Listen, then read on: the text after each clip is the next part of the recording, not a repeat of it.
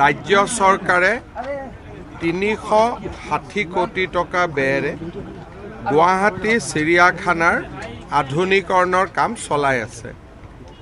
এই কামসমূহৰ ভিতৰত আমি ভিজিটৰ্ছ অৰ্থাৎ চিৰিয়াখানা যোনে চাবলৈ আহে, দ্বিতীয়তে চিৰিয়াখানাত যোনে থাকে জীৱ জন্তু, এই জীৱ জন্তু আৰু ভিজিটৰ্ছ সকলোকে সুবিধা দিব পৰাকৈ বিভিন্ন কাম ইয়াতে চলি আছে। অত্যাধুনিক ভেটেনেৰী হস্পিটাল, ৰেস্কিউ চেণ্টাৰ, আমি য'ত থিয় হৈ আছোঁ এইটো খুব সম্ভৱ পৃথিৱীৰ আটাইতকৈ ডাঙৰ বাৰ্ড এভিউ হ'ব।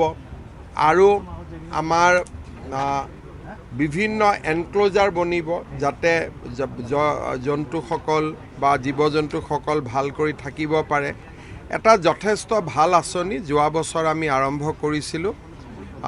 প্ৰায় 27% মান কাম ইতিমধ্যে শেষ হৈছে আৰু মই আমাৰ ডিপাৰ্টমেণ্টৰ অফিচাৰসকলক পৰামৰ্শ দিছোঁ যে ভাৰতৰ বাকী ডাঙৰ জুবিলাককো এবাৰ চাব লাগে, যাতে ইয়াতে আমি সকলোৰে ভাল ভাল উপাদানবিলাক ইয়াত আনি আমাৰ জুখন অত্যাধুনিক আৰু জীৱ জন্তু ফ্ৰেণ্ডলি হিচাপে গঢ়ি তুলিব পাৰোঁ। বেংগলোৰ জুখন ভাল, মাইচুৰু জুখন ভাল, গুজৰাটত চৰ্দাৰ পেটেল পাৰ্ক আছে য'ত কেৱৰিয়া জু, সেইখন ভাল, ছিংগাপুৰৰ জু ভাল। গতিকে গোটেইখিনি চাই পেলাই আমি যিমান পাৰোঁ আমি ভাল জু এখন ইয়াতে বনাব চেষ্টা কৰি আছোঁ।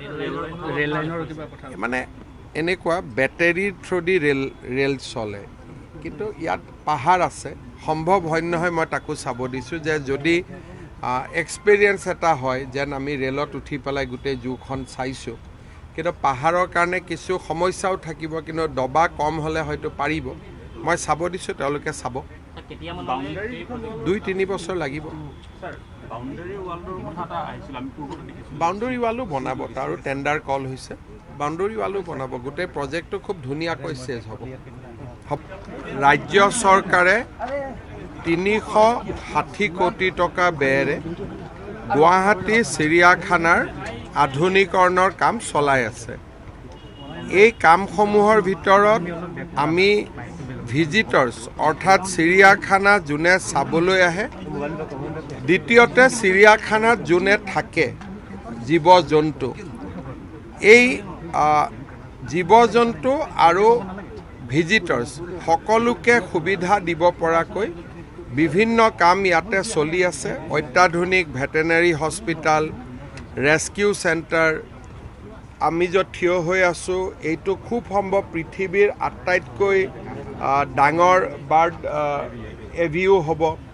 আৰু আমাৰ বিভিন্ন এনক্ল'জাৰ বনিব যাতে জন্তুসকল বা জীৱ জন্তুসকল ভাল কৰি থাকিব পাৰে। এটা যথেষ্ট ভাল আঁচনি যোৱা বছৰ আমি আৰম্ভ কৰিছিলোঁ।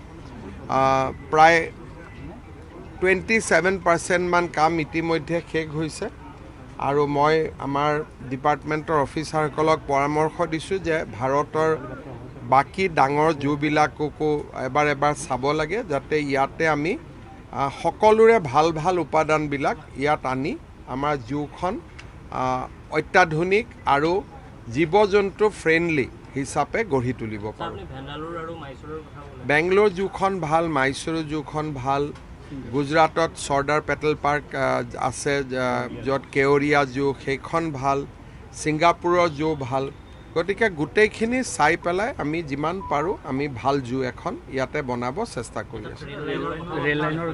মানে এনেকুৱা বেটেৰীৰ থ্ৰুদি ৰেল চলে, কিন্তু ইয়াত পাহাৰ আছে, সম্ভৱ হয় নহয় মই তাকো চাব দিছোঁ যে যদি এক্সপিৰিয়েঞ্চ এটা হয় যেন আমি ৰেলত উঠি পেলাই গোটেই জুখন চাইছোঁ, কিন্তু পাহাৰৰ কাৰণে কিছু সমস্যাও থাকিব, কিন্তু দবা কম হ'লে হয়তো পাৰিব। মই চাব দিছোঁ, তেওঁলোকে চাব। 2-3 বছৰ লাগিব। বাউণ্ডেৰী ৱালো বনাব, তাৰো টেণ্ডাৰ কল হৈছে, বাউণ্ডেৰী ৱালো বনাব। গোটেই প্ৰজেক্টটো খুব ধুনীয়াকৈ চেজ হ'ব।